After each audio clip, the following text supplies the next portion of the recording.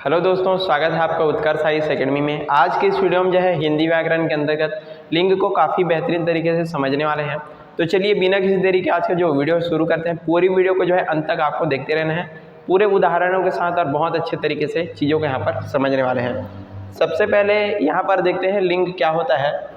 तो संज्ञा के जिस रूप से पता चले कि वो जो है पुरुष जाति का बोध कराता हो या फिर स्त्री जाति का, उसे क्या बोला जाता है, उसे यहाँ पर लिंग कहा जाता है। जैसे उदाहरण देख सकते हैं, लड़का ये आपका पुल्लिंग हो जाएगा, शेर बोले तो ये भी आपका पुल्लिंग, लड़की बोले तो स्त्रीलिंग। कहने का मतलब संज्ञा के जिस रूप से हमको पता चलता है कि वो जो है पुरुष जाति का है या स्त्री जाति का है, तो इसको बोला जाता है आपका लिंग। तो ये तो इसका जो है सामान्य से यहाँ पर परिभाषा हो जाएगा। चलिए अब आगे बढ़ते हैं और इसके बाद देखते हैं लिंग के कौन कौन से और कितने यहाँ पर भेद होते हैं। हिंदी व्याकरण में जो है लिंग के केवल दो भेद होते हैं। संस्कृत की तरह तीसरा यानी कि नपुंसक लिंग जो है हिंदी में यहाँ पर नहीं होता है। और इसके दो भेद कौन कौन से हैं, एक होता है आपका पुल्लिंग और दूसरा होता है आपका स्त्रीलिंग। चलिए एक एक करके इन चीज़ों को यहाँ पर समझते हैं। तो सबसे पहले देखते हैं पुल्लिंग जो है क्या चीज़ होता है। तो पुरुष जाति का बोध कराने वाले शब्दों को यहाँ पर हम पुल्लिंग की श्रेणी में रखते हैं। जैसे कि यहाँ पर ऑप्शन उदाहरण देख सकते हैं, लड़का, शेर, पेड़, हिमालय। तो ये जो है पुरुष जाति है आप यहाँ पर बोध करा है, इसी कारण से आपका पुल्लिंग के अंतर्गत रखा जाता है। अगला चीज़ है, इसका अगला भेद है स्त्रीलिंग। स्त्री जाति का बोध कराने वाले जितने भी शब्द हैं उसको यहाँ पर स्त्रीलिंग में रखा जाता है। जैसे कि यहाँ पर लड़की हो गया, शेरनी, नदी, दिल्ली, ये आपके जो है स्त्रीलिंग शब्द है।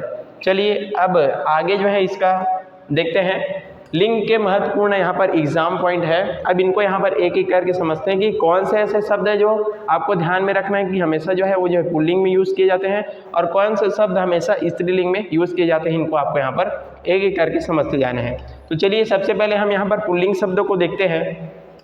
कुछ ऐसे शब्द होते हैं जो हमेशा जो है पुल्लिंग रूप में ही प्रयोग किए जाते हैं। तो सबसे पहले इनके बारे में यहाँ पर चर्चा करते हैं। यहाँ पर देखिए देशों के जितने भी नाम हैं, जैसे कि देख सकते हैं भारत है, अमेरिका है, चीन है, तो इन सबको जो है पुल्लिंग की श्रेणी में यहाँ पर रखा गया है, पुल्लिंग में ही इसको रखा गया है। लेकिन यहाँ पर जो अपवाद है कौन सा है आपका, श्रीलंका। श्रीलंका को यहाँ पर जो है स्त्रीलिंग माना जाता है। तो इस तरीके से यहाँ पर कुछ कुछ अपवाद है, उनको भी आपको यहाँ पर नोट करते जाने हैं। तो इस तरीके से ये आपका हो गया देशों के नाम, इनको जो है हमेशा पुल्लिंग में ही रखा जाता है। आगे बढ़ते हैं। अगला चीज़ यहाँ पर देखिए, महीनों और दिनों के नाम। जितने भी दिन हैं, सोमवार, मंगलवार, बुधवार, गुरुवार, शुक्रवार, शनिवार और रविवार, ये हमेशा आपको याद रखने, हमेशा आपके यहाँ पर पुल्लिंग में ही रहते हैं। तो ये रहे आपके दिनों के नाम। दूसरा चीज़ देखते हैं पुल्लिंग महीने कौन कौन से होते हैं। यहाँ पर देख सकते हैं जितने भी अधिकांश महीने जिसमें ये जो है पुल्लिंग होते हैं, जैसे कि मार्च, अप्रैल, जून, अगस्त, सितंबर, अक्टूबर, नवंबर और दिसंबर। तो अधिकांश महीने यहाँ पर कितने होते हैं, पुल्लिंग होते हैं।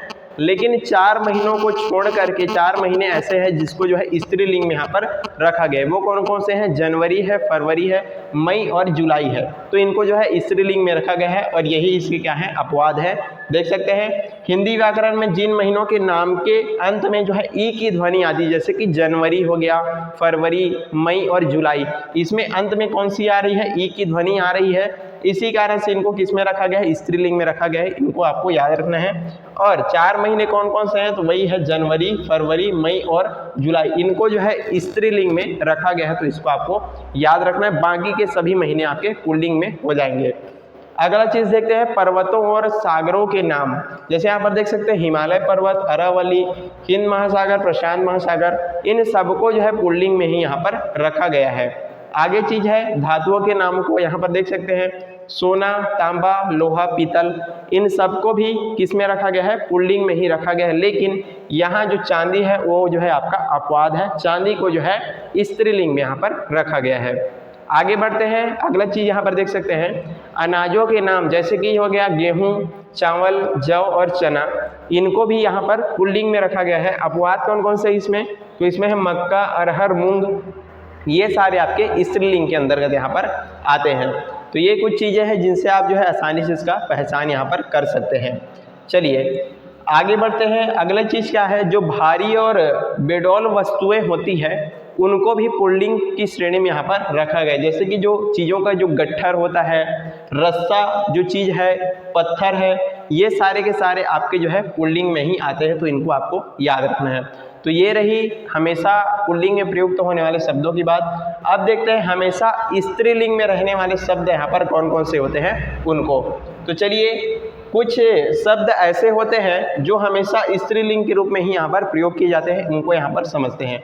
सबसे पहली चीज क्या, नदियों के नाम। यहाँ पर देख सकते हैं गंगा, सरस्वती, यमुना, गोदावरी, इन सबको जो है स्त्रीलिंग में यहाँ पर रखा गया है, लेकिन इसमें भी कुछ कुछ यहाँ पर अपवाद है। कौन कौन सा, सिंधु, सोन और ब्रह्मपुत्र, इनको पुल्लिंग में रखा गया है, तो इन तीनों को आपको यहाँ पर याद रखना है। सिंधु, सोन और ब्रह्मपुत्र यहाँ पर पुल्लिंग में है, बाकी सारी जो नदियों के नाम है यहाँ पर स्त्रीलिंग में रखे गए हैं। क्यों, तो यहाँ पर देख सकते हैं ब्रह्मपुत्र यानी कि ब्रह्मा का पुत्र, सिंधु और सोन जो है बहुत विशाल होने के कारण इनको क्या बोला जाता है, नद कहा जाता है, और ये आपका पुल्लिंग में इसी कारण से इसको जो है रखा जाता है, पुल्लिंग इनको माना जाता है। अगला चीज देखते हैं भाषाओं और लिपियों के नाम। यहाँ पर देख सकते हैं हिंदी, अंग्रेजी, देवनागरी, संस्कृत, इन सबको भी भाषा और जितने भी लिपियां हैं उनको भी पूरी तरीके से स्त्रीलिंग में यहाँ पर रखा गया है। अगला चीज देखते हैं तिथियों के नाम। यहाँ पर देख सकते हैं प्रथमा, अमावस्या, पूर्णिमा, एकादशी, ये भी आपके जो है स्त्रीलिंग शब्द होते हैं, इनको आपको यहाँ पर ध्यान रखना है।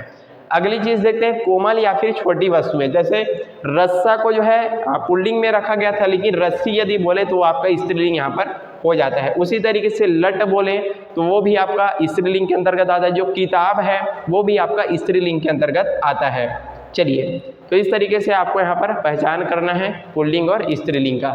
अब देखते हैं नित्य पुल्लिंग और नित्य स्त्रीलिंग के बारे में। यहाँ पर चलिए, कुछ पशु पक्षियों के नाम हमेशा एक ही लिंग में होते हैं और उनका लिंग बदलने के लिए हमको उनके आगे नर या फिर मादा जो है लगाना पड़ता है, लेकिन वो हमेशा जो है एक ही लिंग में रहते हैं। जब भी हमको उनका जो है लिंग बदलना पड़ेगा तो उसके सामने नर लगाएंगे या फिर हम मादा का यहाँ पर प्रयोग करेंगे। जैसे कि यहाँ पर देख सकते हैं मच्छर, मच्छर जो है हमेशा यहाँ पर पुल्लिंग है, लेकिन यदि हम इसका स्त्रीलिंग बनाएंगे तो इसको क्या लगाना पड़ेगा, मादा जो है लगाना पड़ेगा, और मादा मच्छर ये जब लगाएंगे तो आपका स्त्रीलिंग बन जाएगा। उसी तरीके से कोयल है, कोयल हमेशा किस में रहता है, स्त्रीलिंग में रहता है, लेकिन जब हम उसको पुल्लिंग में बनाएंगे तो इसके आगे हमको नर लगाना पड़ेगा और नर कोयल बन जाएगा इस तरीके से। अगला चीज यहाँ पर देख सकते हैं चील हो गया, तो इसमें भी मादा चील या फिर नर चील लगाएंगे। कौवा में भी मादा कौवा, नर कौवा इस तरीके से लगाएंगे। जो खटमल है उसमें भी यहाँ पर लगाया जाता है। केचुआ है उसमें भी ये इस तरीके से ये जो चीज़ें यहाँ पर होती जाती है, तो इनको आपको यहाँ पर थोड़ा सा ध्यान में रखना है। चलिए, अब देखते हैं पुल्लिंग से स्त्रीलिंग बनाने के कौन कौन से यहाँ पर नियम है, इसके बारे में यहाँ पर चर्चा करते हैं। सबसे पहला है ईया प्रत्यय जोड़ करके जो है पुल्लिंग से स्त्रीलिंग बनाया जाता है। जैसे कि चूहा, चूहा आपका क्या हो जाता है, पुल्लिंग हो जाता है। इसमें हम ईया प्रत्यय जोड़ देंगे तो यह बन जाता है आपका चूहिया, तो चूहिया आपका जो है यहाँ पर स्त्रीलिंग हो जाएगा। उसी तरीके से बूढ़ा, तो बूढ़ा का ईया प्रत्यय हम जोड़ेंगे तो कौन सा हो जाएगा, यहाँ पर बुढ़िया हो जाएगा।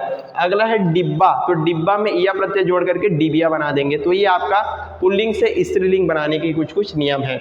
अगला नियम क्या है, इणी या फिर इणी प्रत्यय जोड़ करके यहाँ पर जो है पुल्लिंग से स्त्रीलिंग बनाना है। जैसे हाथी, हाथी आपका जो है पुल्लिंग है। इसी तरीके से हथिनी यानी इनी प्रत्यय जुड़ गया तो ये आपका क्या हो जाता है, स्त्रीलिंग हो जाता है। तपस्वी यदि बोले तो ये आपका पुल्लिंग है, उसके बाद इनी प्रत्यय जोड़ करके इसमें तपस्विनी बन जाता है। अगला चीज क्या, योगी का योगिनी हो जाता है। तो इस तरीके से पुल्लिंग से स्त्रीलिंग यहाँ पर बनाया जाता है, इनका आपको ध्यान में रखना है। चलिए, अगला चीज क्या है, आनी प्रत्यय जोड़ करके। जैसे नौकर बोले तो ये आपका जो है पुल्लिंग शब्द के अंतर्गत आता है, आनी प्रत्यय जोड़ देंगे तो बन जाता है आपका नौकरानी, ये आपका स्त्रीलिंग हो जाएगा। उसी तरीके से सेठ का हो जाता है सेठानी, इंद्र का हो जाता है इंद्राणी। तो इस तरीके से यहाँ पर पुल्लिंग से स्त्रीलिंग बनाया जा रहा है। आगे देखते हैं पूरी तरीके से बदलने वाले शब्द कौन कौन से हैं। जैसे कि यहाँ पर देख सकते हैं कवि, ये जो है बार बार परीक्षाओं में आपके पूछे जाते हैं कि कवि का जो है स्त्रीलिंग क्या होता है, तो इसका सही आंसर हो जाएगा आपका कवि, कवयित्री। और इसको जो है शुद्ध वर्तनी के चयन कीजिए, इस तरीके से क्वेश्चन में भी दिया जाता है। हमेशा यहाँ पर देख सकते हैं या में जो है छोटी की मात्रा और त्रा में जो है बड़ी की मात्रा लगी हुई है। तो इस तरीके से आपको यहाँ पर बनाना है। अगला चीज है विद्वान। विद्वान का क्या हो जाता है यहाँ पर विदुषी हो जाता है। महान का क्या हो जाता है महान का हो जाता है महती। अगला चीज यहाँ पर देख सकते हैं साधु का क्या हो जाएगा साधु का हमेशा जो है साध्वी हो जाएगा। नेता का हो जाएगा नेत्री। तो इस तरीके से ये जो शब्द है पूरी तरीके से यहाँ पर बदल लेते हैं। इसमें से ये सारी जो चीज़ें हैं काफ़ी इंपॉर्टेंट है आपके एग्जाम्स के लिए, तो इनको आपको यहाँ पर ध्यान में दे रहे हैं। यहीं पर आज का हमारा जो वीडियो है समाप्त होता है। हमने काफ़ी अच्छे तरीके से आपको पूरा जो लिंक है उसको समझा दिया। आई होप आपको सारी चीज़ें बहुत अच्छे से समझ में आ गई होगी। इसी तरह के अन्य वीडियोज़ के लिए आप हमसे जुड़ सकते हैं। Thank you so much.